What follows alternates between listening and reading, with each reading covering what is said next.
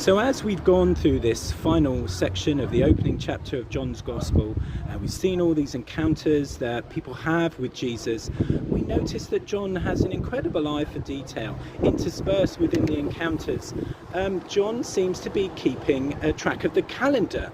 He talks about on the next day, and then the next day, and the next day. And this carries on into chapter 2, where John goes on to talk about something that happened on the third day.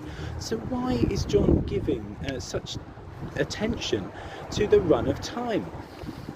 We did a bit of a count up ourselves, and we reckoned that what John is charting is the first week of Jesus' ministry, a whole 7 days, because it's on the 7th day that Jesus and his new disciples go on to be guests at a wedding in the town of Cana up in Galilee.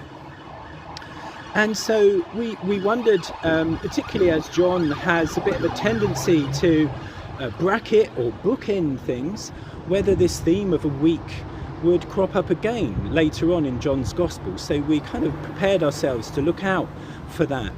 And we've already seen how a week is important to John, way back at the beginning of this opening chapter, where John signposts us back to creation and the week of creation.